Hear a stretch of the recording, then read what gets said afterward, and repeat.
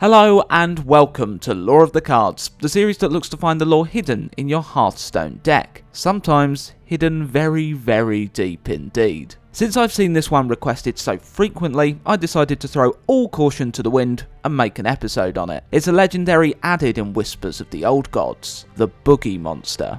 I'm sure there's plenty of info on Wowpedia to get my research started.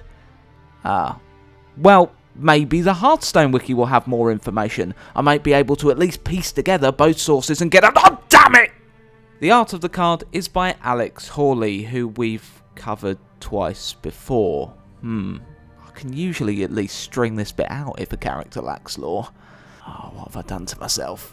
As you've no doubt been able to conclude from the intro, the Boogie Monster doesn't really have much definitive lore. In fact, the closest we get to confirmed information is a tweet from Bend Brode confirming the monster is a creation of the old gods. But is there more info out there that we can use to find the Boogie Monster's lore? Time to grab our tools and up our profession skill. Let's get theory crafting. It's possible that the Boogie Monster is a creature made up by frustrated parents in an attempt to get their unruly children to behave, much like in reality. Almost every country and culture on Earth has come up with their own type of creature that can more generally be referred to as the Boogeyman. Whether it be the sack man that carries naughty children away in his bag, the ghostly El Coco, or the giant bearded Guliabani. For this to be a likely answer as to who the Boogie Monster is, there would have to be other things in the Warcraft universe that are mirrored in our own folklore. There's actually quite a common precedent for this in WoW. Almost all of Azeroth's yearly festivals are inspired by events that occur in our calendars too. The Feast of Winter Veil is clearly modelled after Christmas, presents being shared and people dressing up as Great Father Winter, the WoW equivalent of Santa Claus. The Lunar Festival is inspired by Chinese New Year, many Chinese lanterns adorning the world of Azeroth at this time. While the Chinese use this time to celebrate the turning of their traditional calendar dictated by the moon, the races of Azeroth mark it as a time of remembrance. The date coincides with the evil Burning Legion's first defeat upon the world, 10,000 years ago. Brewfest celebrates everything beer and is loosely based on the Bavarian Oktoberfest. There are several other festivals that have ties to celebrations we have as well. It's not just celebrations though that are mirrored in the Warcraft universe, people and characters are as well. The fashionable Harris Pilton that sells a one-of-a-kind 22-slot inventory bag accompanied by her dog Tinkerbell is clearly meant to represent the socialite Paris Hilton. Harrison Jones, the risk-taking explorer, clearly mirrors Indiana Jones. In fact, there are so many references to our own world in Warcrafts that it would take several pages of script just to list them. So in conclusion, the Boogie Monster being inspired by our own Boogeyman is pretty damn likely. Parents in the Warcraft universe could tell their children of a creation of the old gods, dwelling in caves beneath the world, ready to claim naughty boys and girls to devour. The Hearthstone wiki, or at least the person that updated the Hearthstone wiki, suggests the Boogie Monster may be a Mistlurker, much like the Cyclopean Horror, so I'll lightly touch on the race's lore here, and if I ever do a Cyclopean Horror episode, go more in depth there. Mistlurkers are beasts that dwell within the mists found around Pandaria. 10,000 years ago, the Burning Legion invaded Azeroth, an event that was foretold to the Pandaren Emperor Shao Hao. To protect his land from the devastation the Legion brought with it, the Emperor needed to purify his spirit and become one with the land of Pandaria. His quest of self-discovery brought him into conflict with the Prime Shah. Doubt, despair, fear, anger, hatred, and violence. The Shah are abominations born from the death of the old god Y'Shaarj during the Titan-forged Old God War, fought to save primordial Azeroth from the corruptive influence of the old gods. Azeroth itself is a sleeping titan, huge beings born of planets that contain a world soul. After being plucked from the earth and crushed by the titan Aman'thul, pieces of Y'Shaarj's corpse fell to the ground, including its heart. It is said that with the old god's final breath, it cursed the land that would become Pandaria, with the Shah, beings that are physical manifestations of negative emotions. Xiao Hao ran the gamut of negative emotions during his quest, which saw him face and conquer many of the Shah. When the final cataclysmic event of the war between the races of Azeroth and the Legion occurred, which saw the once single continent of Azeroth split into several, Xiao Hao became one with Pandaria. The Emperor sacrificed himself to protect his land in thick mists, and unlike the other continents that would form, Pandaria departed from the rest of Azeroth unharmed. However, during his quest, Xiao Hao did not battle the most insidious of the Prime Shah, pride. Xiao Hao's pride helped form the mists. The Pandaren believed that his race was better than those whose actions brought the Burning Legion to their world, and the Pandaren could solve their own problems without the help of others. It was this pride and arrogance that saw the mists form. This meant that pride filled the very air of Pandaria. Over the course of 10,000 years, this mist helped to illuminate the Pandarans' problems, helping coax out their other negative emotions. They found ways of repressing them, controlling the Shah. But this meant when the Alliance and Horde brought war to Pandaria as the mists began to disperse, the Shah population exploded.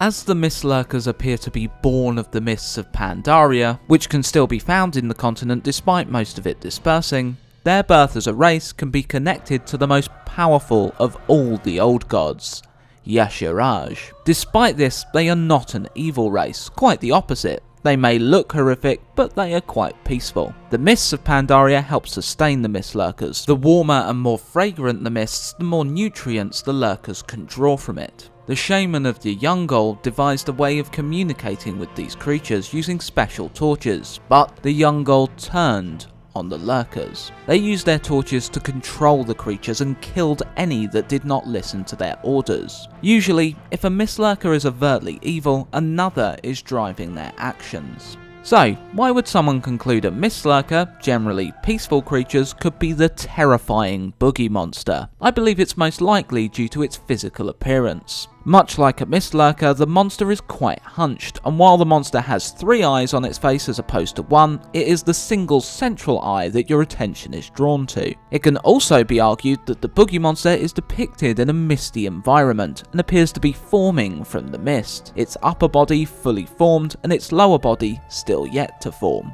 However, the Boogie Monster does have many aspects to its form that separate it from the Mistlurker. Eyes on its body, 4 fingers a hand rather than 3 tendrils or claws. It's hairless, has a mouth in its torso, and has a beard of tentacles. These differences can of course be assumed to be old god alterations to the Boogie Monster. I personally don't think it's a Mistlurker, but it's a definite possibility. So, if I don't think it could be a Mistlurker, what else could it be? My immediate thought was to think of another creature that had a mouth for a torso. The Guard came to mind, powerful flying demons implemented by the Burning Legion as shock troops. However, the mouth on the torso is all that the Boogie Monster really has in common with the Guard, and even with old god manipulation, I doubt it is an old god demon hybrid. I think the Boogie Monster is more likely a corrupted fungal giant. These giants are most commonly found in the region of Zangar Marsh in Outland, the world that used to be the Orcish homeworld until a calamitous event. Like Mistlurkers, fungal giants aren't usually aggressive, but have proven to be extremely efficient at crushing their foes if crossed by those that dare to encroach upon their territory. When heroes ventured to Outland during the Burning Crusade expansion, the giants were far more aggressive than they had been previously.